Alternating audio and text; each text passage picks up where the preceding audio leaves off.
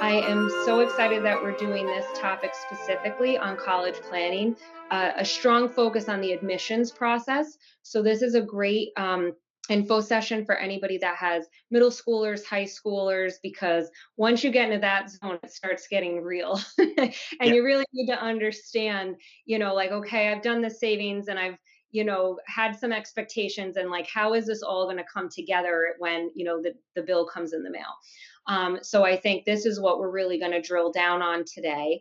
And I'd first like to introduce one of our own, Mike Claveau. He is a financial advisor with Wingate Wealth.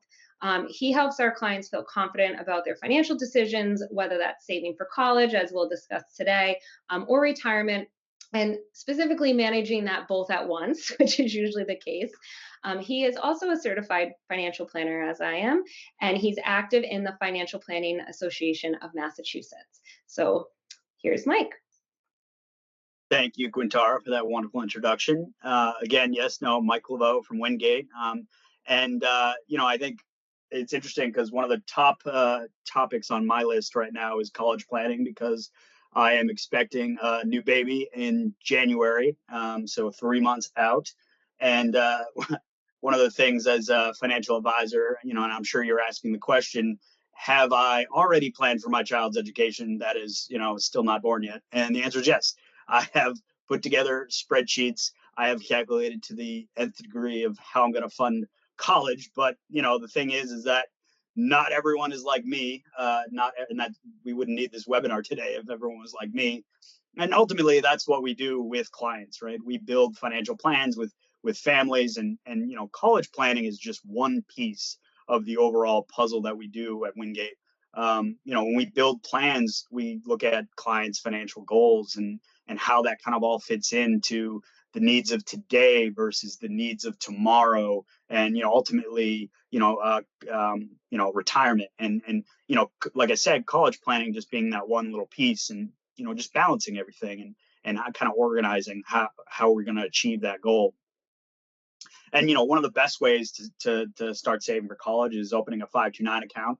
I can't open one just yet because my child's not born yet, like I said. But once you get the social security number, the date of birth, all that, that's something you can start and open. But there's a lot of flexibility with 529 accounts, and that's why we recommend these type of accounts. You can change the beneficiaries. You can, first off, it's tax deferred growth. You contribute to it, a 529 account, and the assets grow tax free. When you pull those assets out, and they're for qualified education expenses, those are tax free withdrawals. So, if you were to have to pull that out for something outside of college, let's say, you'd pay a 10% penalty in income taxes on that. So, it's there's benefits, but it's really kind of balancing, like I said, everything. There's state tax benefits, right? There's not a lot, but there's some.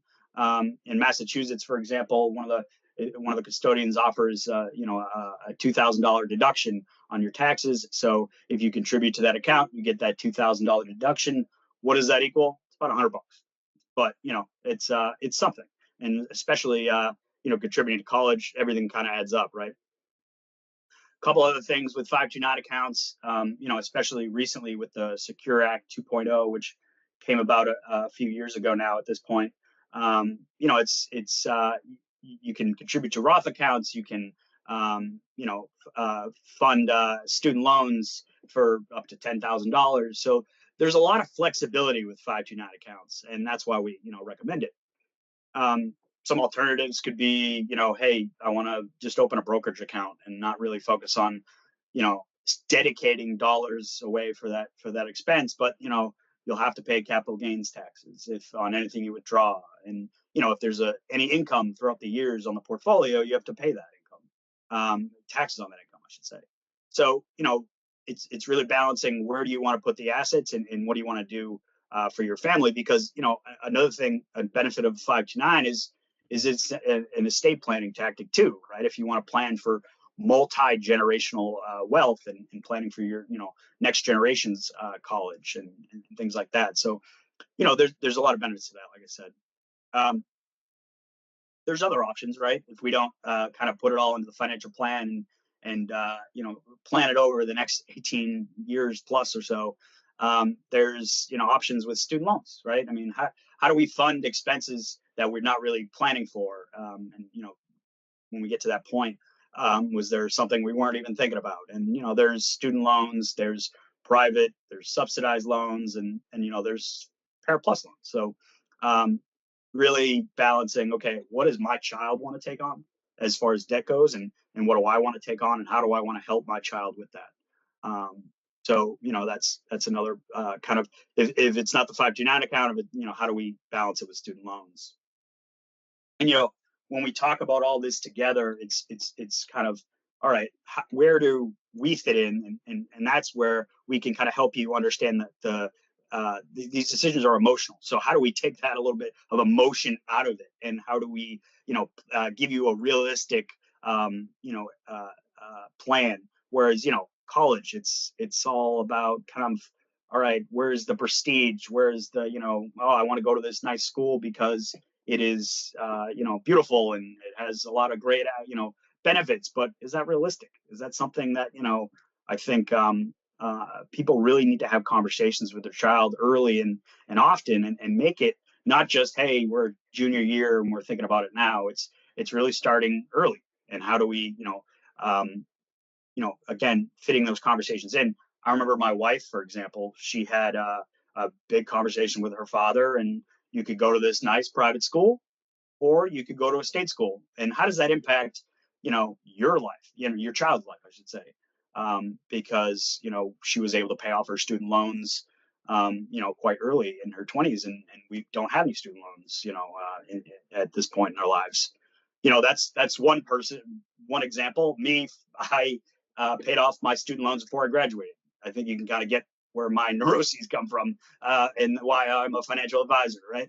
But the important thing is, maybe your kid isn't just like me, and it's more like my wife. It's having those conversations. It's because it's setting realistic expectations, and balancing that emotional aspect. So I mean, this is where Wingate can fit in, where we can help you plan for these kind of situations, and that's our part. But I don't really want to take away too much from our main presenter today. We focus on the hard kind of math behind it and how we can get to our goals. But I think Todd is going to talk more about the admissions process, and once you get past the planning point, what's the best option for me, and how do I get to college? So. Great. Well, thank you for that, Mike. And I am happy to present Todd today. I've known Todd a really long time. I want to say at least 10 years, maybe 15. And long time. Todd Weaver is the president of Strategies for College. Todd has been helping families navigate college funding and admissions decisions for nearly 30 years. So that's awesome. I've known you for almost half that time. He brings a unique mix of academic and financial expertise, starting his career in the financial aid office at Northeastern University before becoming an independent educational consultant. Todd also teaches financial advisors, CPAs, and school counselors about college affordability and the financial aid policy. And he currently serves as the executive director of the National College Affordability Group. So, with all that said, here's Todd. Thank you, Quintera. You're not old enough to have known me 30 years, right? I know. Thank you. That's Thank you something. for saying so. So thank you very much for that kind introduction, and I appreciate Wingate allowing me to give a presentation to friends and families and clients today.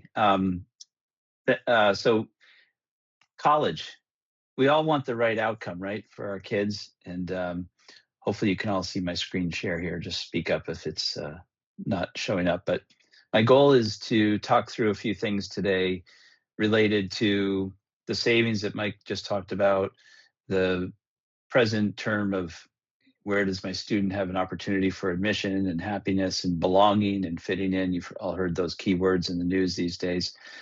And then also the future, about how are we going to fund this most efficiently, and utilizing savings, cash flow, and perhaps borrowing. How does all that mix together for an affordability index for me, for my family, right?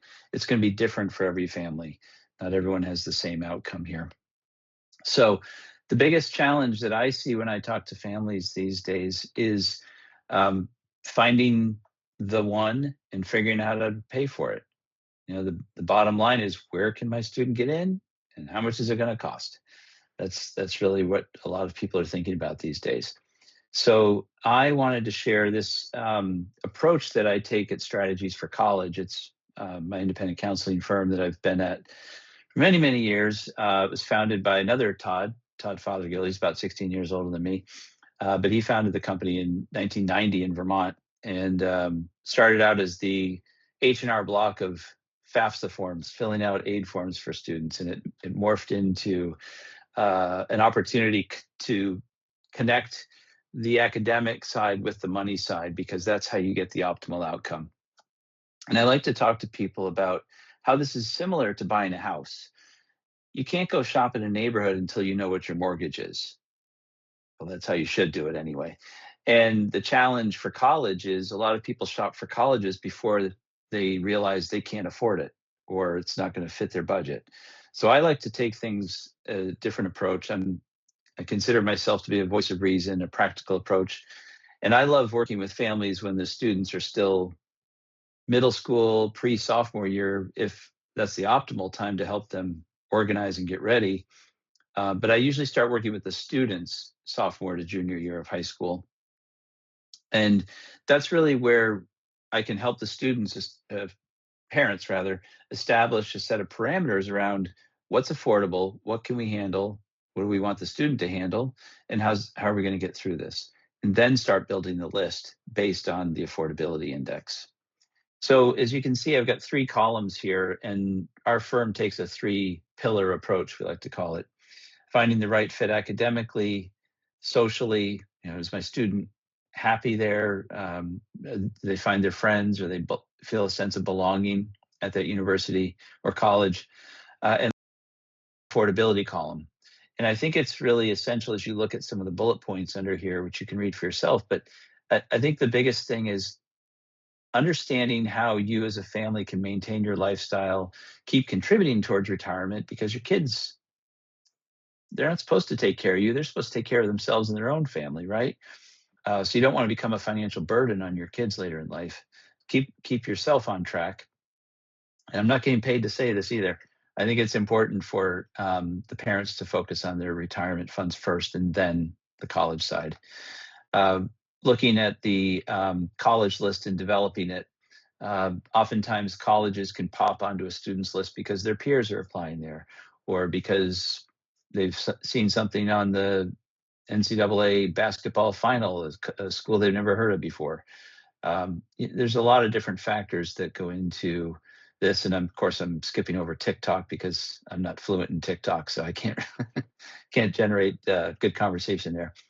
But the academic fit, I think, is really essential to matching students up with appropriate opportunities, and then having that personal fit. Are you a student who loves football and wants to have a Big Ten football game every Saturday on campus? Well, then you might want to look at a certain set of schools. Are you a student who needs to be near a city, or perhaps wants to be out in the country where there are more cows than people? These are all different factors in building the list. The challenge that I see today is people are still using rotary phones and typewriters in their mindset. Now, take that as a tongue-in-cheek comment here, but the problem is people are still searching for colleges just like they did way back in the last century. We don't use rotary phones anymore. We don't use typewriters. Why do people continue to look for colleges with a reach, target, safety list? And for those of you that aren't familiar, a lot of high school counselors and students talk about getting a couple of reach schools, some target schools, some safety schools. So it's based on where your student's going to fit in academically. By definition, if you get into a reach school, you're in the bottom of the class. It means you're in the bottom quartile, and 75% of the class is going to be bigger, stronger, faster than you are. Maybe that's a great outcome for some students, but maybe it's a horrible outcome for others. And if they're looking for money, a reach school is not going to give you money. I know there are always exceptions, so don't say, but what if? In most cases, the reach school will not fund that student properly to get them through all 4 years of college, because they expect them to drop out or take 5 years or figure it out on their own with lots and lots of debt. On the other end of the spectrum, safety schools, I honestly, in the years I've been doing this, I have not met a student who's happy going to a safety school. So why would you bother putting one on there? I think it's much more appropriate to look at schools where the students got a strong opportunity to be middle to upper half of the pack. Those are the target schools. That's where you want to be. That's where you might find happiness, success, um, money, scholarship funds. If you have need-based aid eligibility, they might give more grant money that way. When you read about colleges and the average award for financial aid, that's an average. So half the students get more, half get less. So obviously, if you're in the top half, you might be eligible for more. So I think the best way to approach this as a planning solution is to focus on schools that want you. Fish in the right part of the lake. Apply to the schools that want you, not just the schools you want. Understand why they're looking for you or your student, and learn more about those schools, and don't just poo-poo them because you haven't heard of them before. There's some fantastic opportunities out there. That generally leads to money. Follow the money. Know which schools will make the best net offer. Where is my student going to have something that fits in our budget and has a great outcome? Too many of us today continue to allow students to search for schools, find the best place you could get into, and then we'll figure out how to pay for it later. It doesn't work. People don't figure out how to pay for it later. They go into extreme debt. And it's almost as though you're taking your daughter or your son to the Mercedes dealer and saying, just go pick out whatever you want. And by the way, do it again next year, and then the next year, and then the next year. You're buying a new car every year and throwing it away at the end of the year. That's what can happen sometimes. Um, so this is one I don't want you to take notes on, but I want you to get a chuckle, hopefully. But this is happening every day. Students are going into this guidance department saying, please make sure I have at least 2 or 3 financial liability schools on my list. My parents and I want to go into extreme debt. And I know I have to be in the bottom of the class to get this great opportunity. This happens all the time. It's called a reach school. This is what we're setting our kids up the wrong way to do. So I share this slide just to say, look, if these 3 colleges are all going to provide the same outcome, why wouldn't you take the one that has the most marbles, gives you the most money, right? Your student has worked really hard in high school. Why not reap the benefits of getting paid to go there? We have a story of a student we worked with over a decade ago. He was in a downturn in the market with his family, having a lot of property, strip malls and so forth in Vermont. And he got into Princeton. He got into University of Richmond. Those were his 2 top choices. Princeton wanted him to pay full price, no money whatsoever. Richmond paid him to come there. They gave him a stipend to go study abroad for 2 summers. They gave him a free ride. And when he chose Princeton, his high school counselor flipped out. How could you turn down Princeton? Why are you going to Richmond? Well, because are you going to pay for it, Madam Counselor? Saved them a lot of money, and he got a free ride. And then he got hired by the NSA after computer science, got sent to his graduate degree at Carnegie Mellon, the #1 computer science program at the time, for free. He's doing all right. He did okay. The point there is, don't always get suckered into the name brand if it's not the right fit for a lot of different reasons. It's not just money in that case. There were other factors involved too, but it's important to realize there are some great educational opportunities for smart students who work hard. This slide that I've moved on to is just a quick shot of what an enrollment manager might be looking at after all the students have been admitted. And this can be, my partner has been to University of Notre Dame and seen on the desk of the enrollment manager a grid that was 30 blocks by 30 blocks. You know, how many football players do we need? How many National Merit Scholars do we need this year? What are we getting for students from the Posse program? All sorts of different things. But the point I'm trying to make with this is to show you, when your student gets into a school, they then have to be sorted, like the Harry Potter sorting hats, right? They have to be sorted into their houses. Where are they going to fit? So there are some students who are the top ranked academically and athletic and special talent, they get in this top row. Then you get your next tier and your next, and then down here at the bottom, the fourth row, this is your group of students who met the minimum requirements, but they got into their reach school. They're at the bottom of the pack. And then the enrollment manager starts to compare, along with financial aid officers and scholarship officers, what can this student afford? And this is a family in the first column that has the ability to pay full price. Then as you go across the screen, you start to see the students who might be middle income over here, and it's going to be a bit of a struggle to pay for the full price.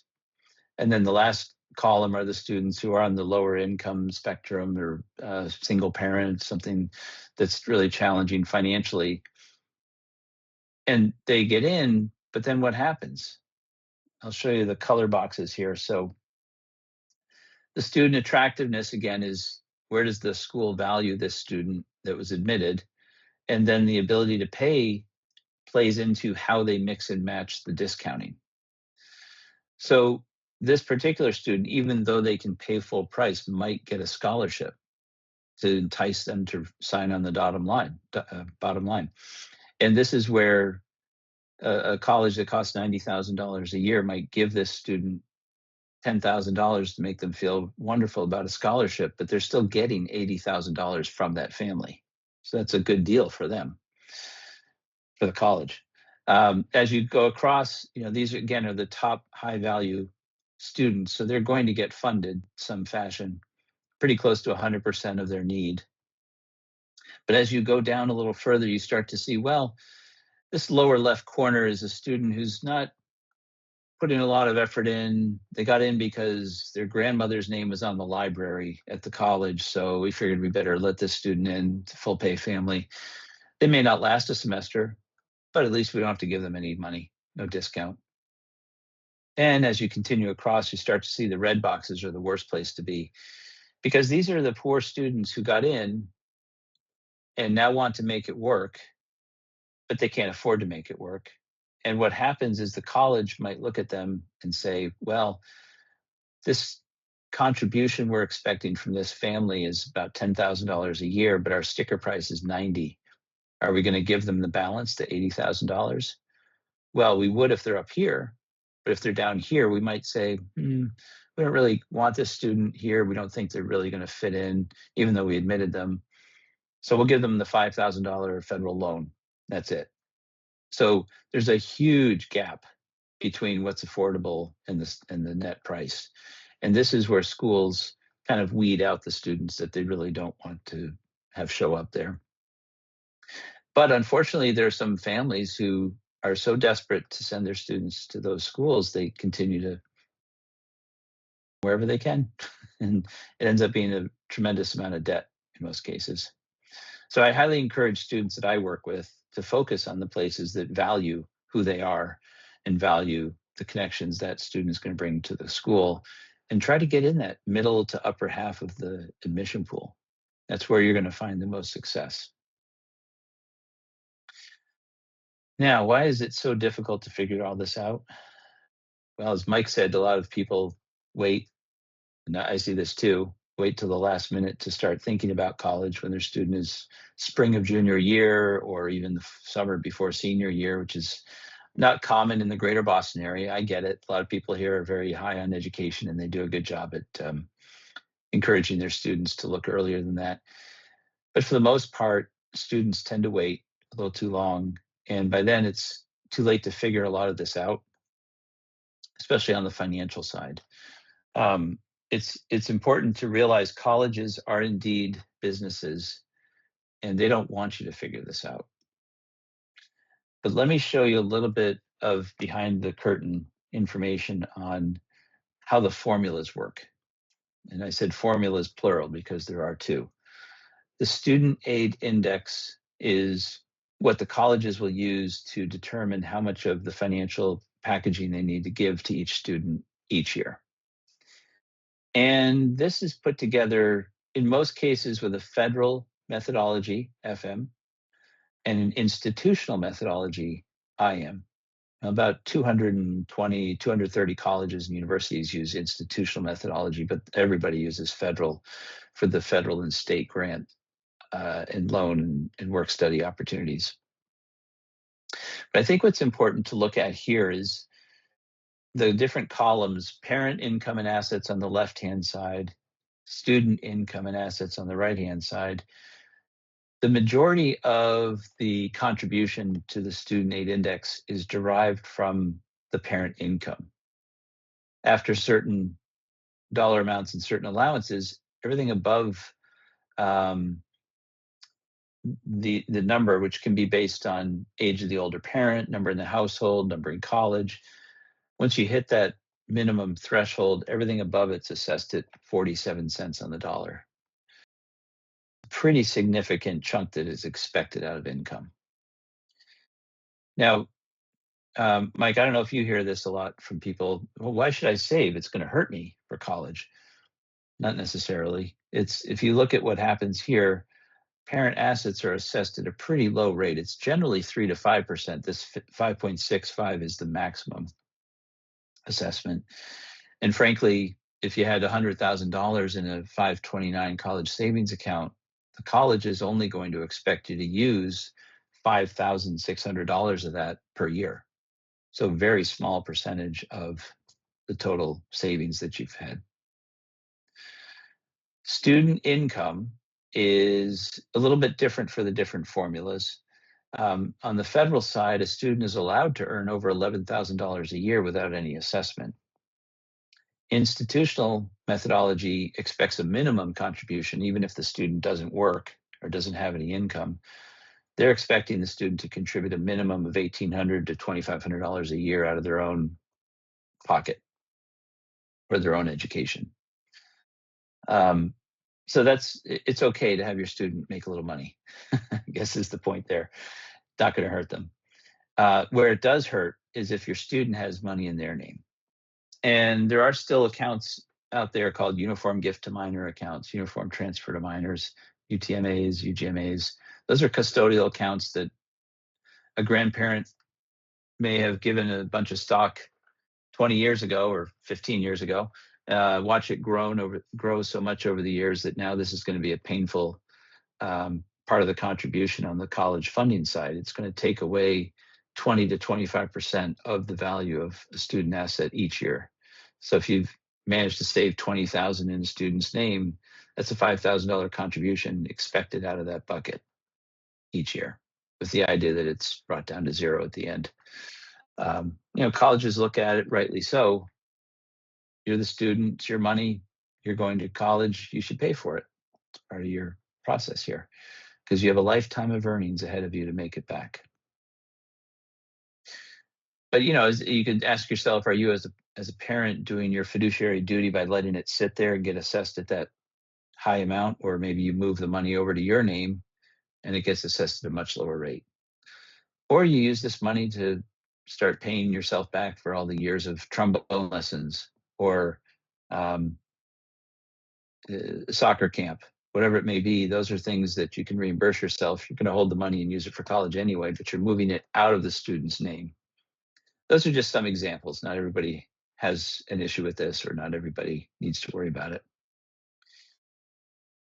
What gets spit out of the calculation on the left-hand side becomes the parent contribution, and on the right-hand side is the student contribution. When you add those together, you get the student aid index.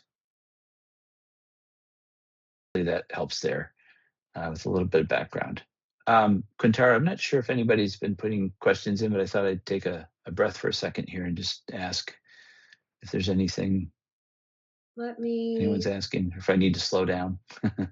Nothing in the Q&A, nothing in the chat. I may have a question that, and you might address it at some point within your presentation, but I have a child with dyslexia, and I've had a number of clients also with similar situations. And I've been surprised how many people kind of in our immediate circle right away said, oh, well, she just won't go to college. She's not cut out for college. She'll do something else. And I don't want to discount her that way. But how do you approach that? How do you approach picking a college that can accommodate her in certain ways so that she can go the distance? That's a great question. There are so many colleges that have a variety of programs that really help and encourage students with learning differences make it through the system. So there are always ways to do it. It may change the cost structure a bit because there are some programs such as Curry College in Milton, Massachusetts, has what's called a PAL program. They actually have a mentor, people from the college working with students who have learning differences on a weekly or sometimes several times a week basis and coach them through their first semester and even first year. And sometimes they continue to work with them through all 4 years of college. Sometimes the student gains enough confidence and help to make it on their own the last few years. But there's some great programs that really help students get through this. And the other thing is many colleges are pretty unique in the way they teach. There are some schools that there's one, Lynn University in Boca Raton, Florida. They are on a block system. So a student who goes there takes one class for 4 weeks, takes a 3-day break, takes a second class for 4 weeks, and they do it one class at a time. It's pretty unique. Colorado College does that. There are about 5 or 6 other schools in the country that have systems like that. So if that's an area where a student might need a different approach to learning, there's so many different learning styles too. So I think as your student is hitting that freshman, sophomore year in high school, it might be good just to take a family walk through a campus or not an official tour if you don't want to, but it's great to help expose the 15 or 16-year-old to college and say, you could make this work. This is something that you might fit into. And sure, you could do a little advanced research, 8th, ninth, 10th grade, and try to get something in line that creates a list of 6 to 10 schools that might be really good opportunities so that by junior year, they can really dig into the research and find out what makes it a good fit. Right. Not just give them a Princeton review book with all the colleges and say, pick. No, no, no, no, no, no.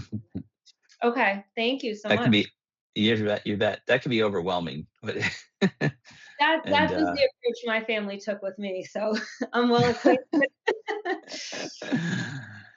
yeah. Um, So, and by the way, that can be solved in a number of different ways. People hire independent counselors like me to help really focus on targeted lists or structured lists of schools. But you can also work through high schools. They generally have software, the high schools around Greater Boston anyway, for those who are watching this. We have a lot of schools that have Score or Naviance. These are software tools that allow students to plug in their data points and try to get some feedback on different uh, search categories. And as much as I hate to say it, ChatGPT and Google Gemini, they might help to get something started as well. The challenge I still see with AI is it's general lists. It's not going to be specific for your student. And that's where you really have to drill down and do the personal research. At least that's what I've discovered so far. All right. So I wanted to share a little bit about some numbers, and I just took a category here from a family I was working with rather out in the Worcester County area, and ran some numbers for them recently to try to show them the differences in the two formulas. And this is a family of 4 that has an income of 150 per year. They put away 15 in untaxed income for 401k contributions. They do have about 50 grand in assets, cash, savings, checking, um, maybe a little bit in a 529 plan. Home equity, though, is quite significant for them. They've built up a good chunk there. Um, they have one student going to college, and the student's got a pretty strong GPA, 3.8 unweighted, and is doing fairly well on test scores, 1380 on the SAT and a 31 on the ACT. So those scores can also come into play for merit scholarships. And when you plug them into net price calculators and uh, student aid index calculators, and I'll show you a couple of those, you might get some interesting results there. But I did take the quick look at the two formulas. The federal methodology spit out a student aid index of 27,100 and an institutional index of 28,700. And what do these mean? What do these indexes mean? Well, they are the expectation that colleges and the government have of the family's financial strength and their ability to fund college. They're not necessarily expecting 28,700 to come from the family's cash flow or savings account. They're expecting a mix and match process of cash flow, savings, and borrowing. They expect families to borrow. So that's built into the federal formula and the institutional formula. And that differs for every family because some families have had an opportunity to save and they don't need to borrow. But these are things that you need to keep in mind. Crunching this family's budget, they said, well, from savings and cash flow, without looking at borrowing, we can reasonably contribute 15,000 per year. But if their minimum contribution is going to be closer to 30,000 per year, how are they going to bridge the difference? And it's more of a rhetorical question at this stage because it can vary from family to family.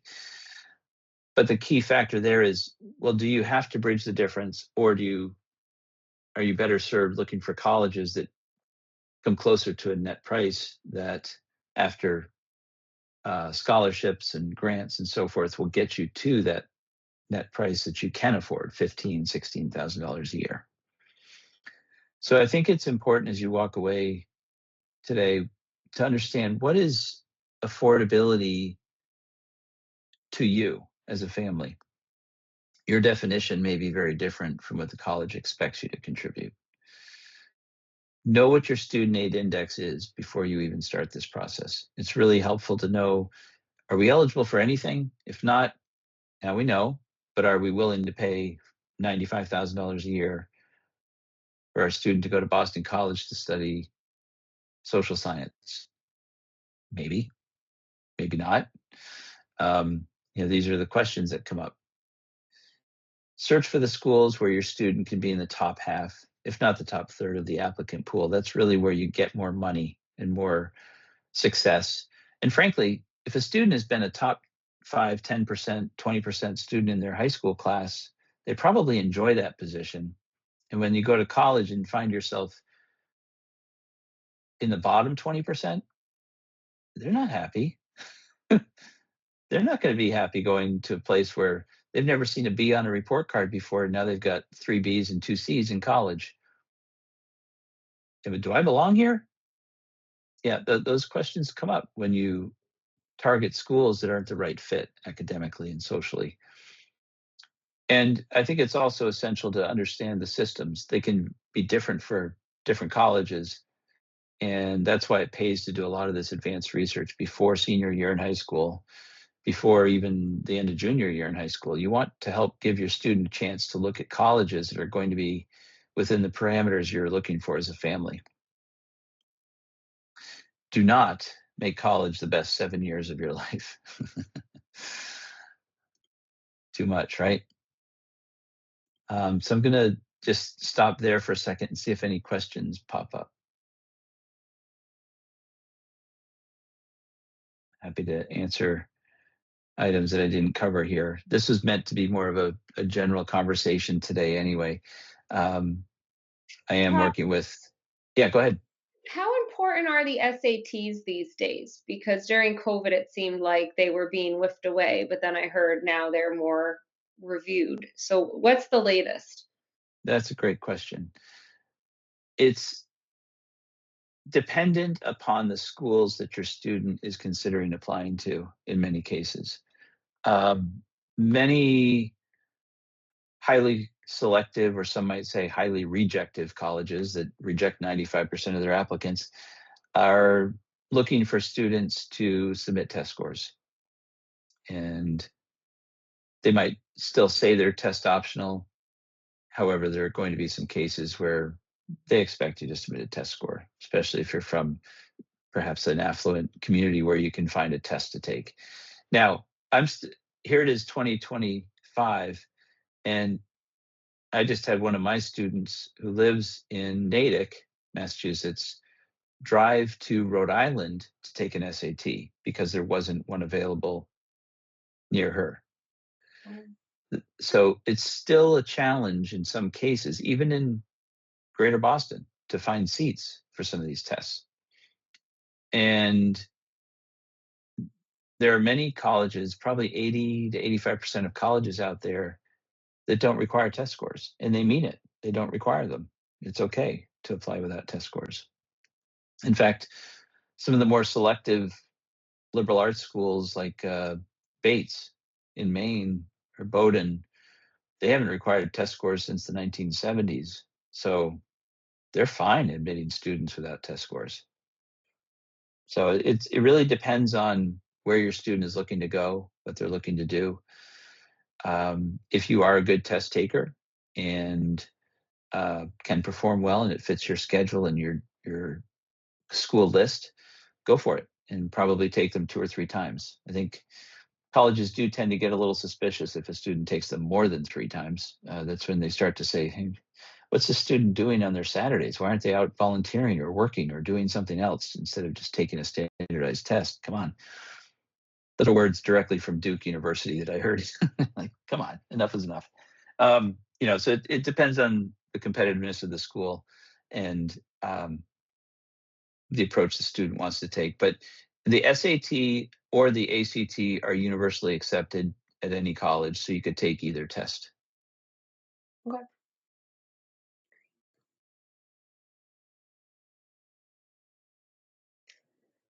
Anybody else on the call here with questions?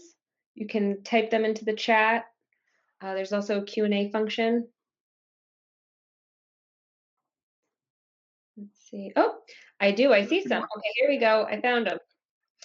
I'm going to read it out. So from Phil, our daughter is a sophomore. We've recently been introduced to Naviance through her high school, but it appears to be a software program that is only the student interacts with. Is that correct? Good question. Many high schools give parents access to their students' Naviance account in junior year. They don't typically do it earlier than that, but you could probably reach out to the guidance department and ask if there's access for you as a parent. Naviance, just so you all know, is a program that collects data from that particular high school, usually for the past 3 to 5 years of data points. And I would always caution people today, what's happened in the past 3 to 5 years? Chaos, right?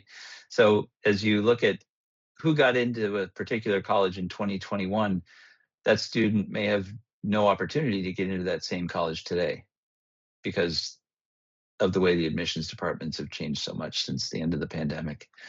So I would say take everything with a grain of salt, but it's a good research tool. It's a good way to get started with the process, and you can find a lot of good material in there. Great. We have another question from Matt Lasker. Is there a best time to begin making tuition payments from a 529 plan? Does that planning change for families with multiple and overlapping kids? Hmm. Mike, maybe you have some thoughts on this also, but my thought is if you have a 529 that has a good chunk of money in it, but it doesn't necessarily cover the full cost for 4 years of a student's education, I personally, I recommend using the 529 first before considering borrowing. Uh, Try to postpone debt as long as you possibly can. And You can use the funds from the first semester anytime through it. It doesn't hurt or count against the student in future financial aid years. It's there for a reason. It's there for you to use to pay for education. Yeah, I agree with you, Todd. I mean, one thing that um, you could do is there's a tax, I think, credit actually, up to $2,500 So, I mean, when you think about it, you pay for, college expenses out of your personal, assets first with, kind of up to that credit, and then you can kind of withdraw from the 529. But, I agree with you, Todd, that, delaying the debt as long as possible is the best solution. And, kind of taking the whole picture. It's not just one kid's college and another kid's college education. I kind of like looking at it as a whole, and what are we trying to fund? So using up the 529 assets and then delaying the debt, I think is a good strategy. And I try to remind parents who say, well, I saved this for this student and this for this student. Right. And I try to remind them, it's your money. You're the parent. Yeah. You can One big distribute it how bucket. you want it. It's Right. still one big bucket. But yeah, that's a good point. The American Opportunity Tax Credit allows families to pay, I think it's $4,000 out of their own pocket or their own savings, not the 529, and get a $2,500 tax credit the next year against Yep. that. So it's good to talk to your CPA as you're going through this as well, and make sure your timing is right. We have another question from Rich. Does a student's performance during college impact any financial aid decisions? If someone is doing great in school as a sophomore or junior, would it change the calculus at all? That's a great question, and I was smirking because this happened to one of my students 10 years ago on the other direction. Yeah, I usually He, hear it the other direction. yeah, he received a $12,000 a year scholarship and got to college and didn't read the fine print, even though we talked about it. He said, "Oh, I didn't know that." He had to maintain a 3.0 GPA every semester to keep it.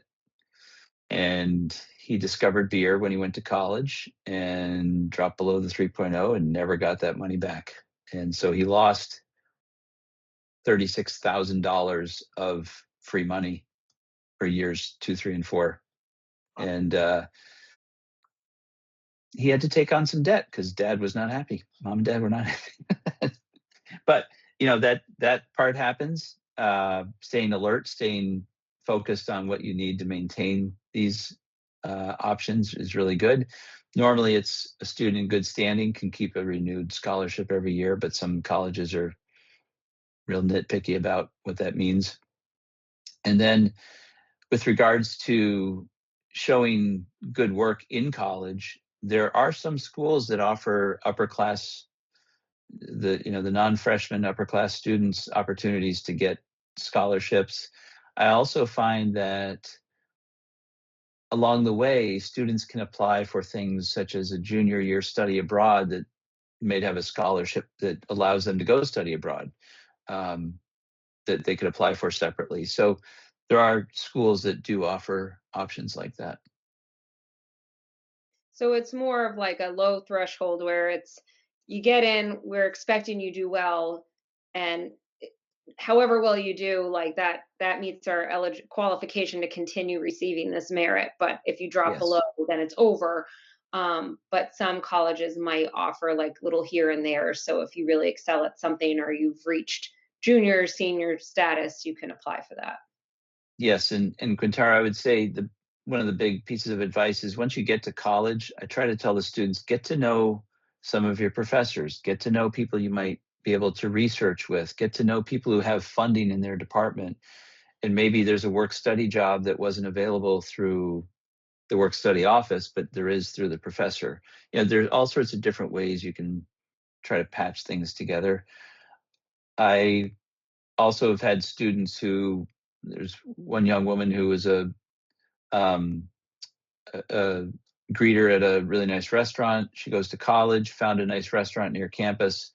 She works there every Friday and Saturday night and makes 3 times as much as she could doing a work study job, but that's Yep. her spending money. So you find opportunities to fill in the gaps. And I think um, another thing to be cautious of is the spending. Um, I chatted with one dad who sent his daughter to New York City and NYU, and I said, "How's it going?" This was in October, and he said, "Well, the first the first month on my credit card had an $800 Uber bill." Oh boy. Be careful. That sounds right. um, Got to Yeah, I be think I really, just really heard a careful. similar story from one of our colleagues here at Wingate who had that same thing. So it does happen. Expectations, right? Set expectations. Absolutely. Uh, Todd, I had a question for you. Sure. Yesterday, I heard about a situation where um, uh, a student was going out of state for college, and kind of a few weeks into the semester, they were, just not interested. It was far away, and they decided they kind of wanted to stop. I guess my question is, how do you not only help the people you work with find the right college, but also make sure it's the good fit to continue on. And if it's not, Yeah. that college, it's finding something else, but really making sure that, the student is engaged with the work.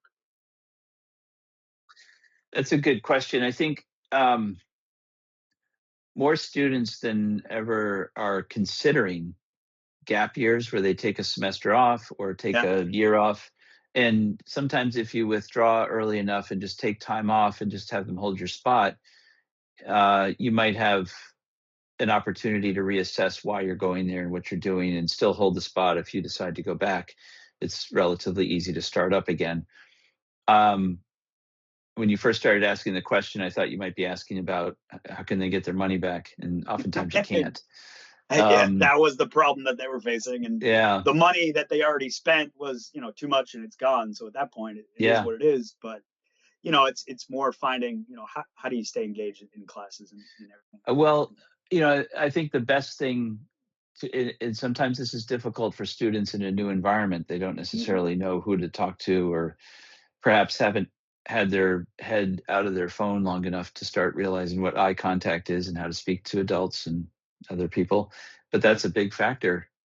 You have to be able and willing to reach out and do these things on your own as a person and encourage connections, because professors, for the most part, they're there to help you.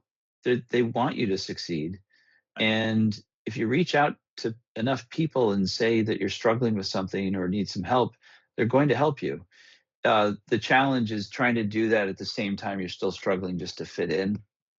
And that's where it might be a beneficial opportunity to just step back, take a break, start again in January, or even take a year off, but do something fruitful that allows you to gain a better understanding of why you're going to college in the first place. I think there's some students who go to college without direction or validation of the direction they think they want to go in, and they tend to get a little bit tripped up or lost, or perhaps feel imposter syndrome. Oh, everyone around me is so smart. Why am I Yeah. here? Well, you're there because you belong there. You got in. The college expects you to do great things and be a part of their community, but it doesn't just fall in your lap. You have to go out and get it. It's very different from high school in that respect. And it's a big leap for a lot of students who haven't had the experience or opportunity to know how to speak out for themselves and to know how to um, connect with others. It can be a difficult transition for many students, but I would say the best thing to do is speak up and ask people. They are there to help you. Yeah. And we do that too, by the way, at our firm. We do work with people who are in the middle of college, not knowing which end is up, and we go through assessments and encourage them to look at different things or career opportunities or majors. So we're always there to try to help if correct pathways if people aren't getting what they need at their college. Todd, Liana had a great question. Especially because of our area, there's so many options for high school. You can obviously go to public, but you can go to private, you can go to vocational. Should parents who can afford private high school consider a switch from public for the sake of college opportunities? I think if you have the means and the money's not the issue, it's still important to make sure your student is on board. I know sometimes a student might not want to because of the friendships or niche that they've built in the public system if they're trying to transition to a private school at the beginning of high school or middle school. But it's important to talk them through the process and what your expectations are. I've met some families and students who go the private route specifically because the expectation is this means my student gets to apply to a finite list of 30 colleges and they're guaranteed to get into one of them somewhere. First of all, there are no guarantees out there. But second of all, the student might go down that pathway and discover those aren't the schools for them, the colleges for them in the end. And I think you want to approach private high school or structured high school in a way that focuses on developing them as young adults and giving them the skills they need to succeed in life no matter where they go to college. Sure, there are some private high schools that do have a certain number of seats that the highly selective colleges hold open for them. If you live in Boston and you can get into Boston Latin, there are usually 10 to 12 seats available for Harvard students or Harvard pathway. But when you've got a class of 250, how do you know you're going to be one of the 12? Competition is fierce, and going to private schools may not always pan out to the exact choice that you're looking for down the road, but there are certainly people who do that and are very successful with that outcome as well.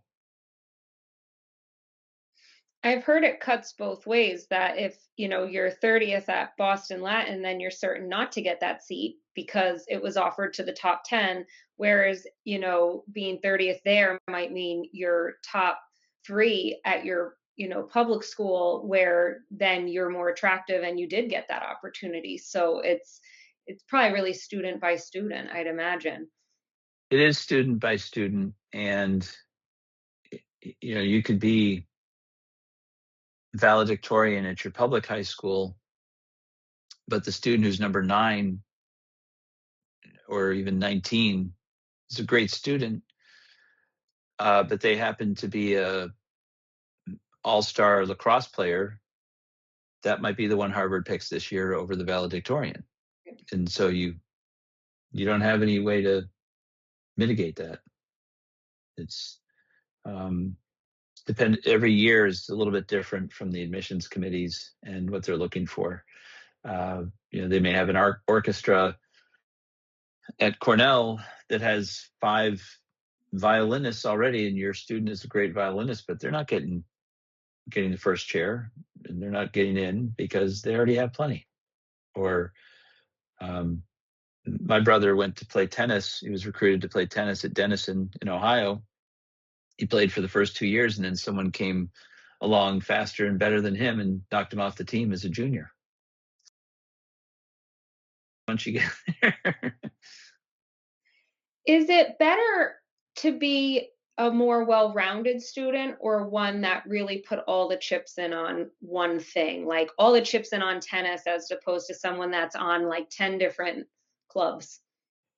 I think if you're looking at the extracurricular level, it's important to realize those are not always going to sway the outcome. In fact, grades and challenging curriculum are the 2 top components of the admission process by far above anything else. Grades and curriculum strength at the high school probably carry the weight of 60 to 70% of the admission process. That's how heavy it is.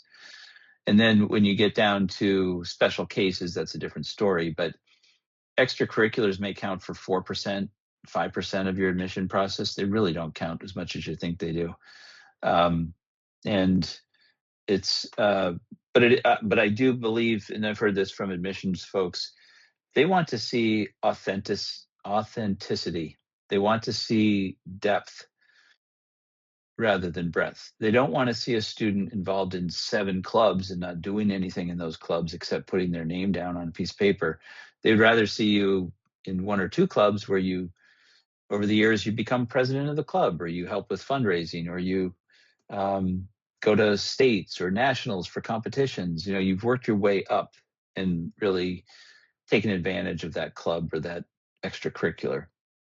That's the kind of involvement that the colleges would prefer to see. That's good to know. And strength of curriculum, are you referring to like taking AP classes and things like that? Is that somewhere where a private high school wins out over the public? Uh, Not necessarily wins out, because they can be different. For example, Milton High School has 25 AP classes to choose from, but Milton Academy has 0 AP classes Okay. because they just don't do AP. But they've got a different way of teaching and a different pathway for people. Hanover High School, we work with a lot of students from there in New Hampshire. A lot of the parents either work as administration or are professors at Dartmouth, and they don't have anything above honors level at that high school. So no APs. No AP. Um, the question may stem more towards what I was referring to is, if your high school offers AP and you're a student who takes college prep classes a couple levels down but gets straight A's, that's not going to help you. Because if you're getting straight A's in college prep, the college expects you to push yourself a little more, get up into the honors, get up into the AP classes, push yourself, and they want to see that level of engagement at the high school level. So if you have a high school that has 7 APs and you take 2 of them or 3 of them over the course of your 4 years, you've taken a pretty high percentage according to them. If it's Newton High School that has 30 APs, there's one in Austin, Texas that we work with that has over 30 AP classes. And if you take 5 APs over your 4-year high school career, you haven't done nearly enough Okay. at that high school. So it's relative, right? It's how are you competing against your peers in your high school?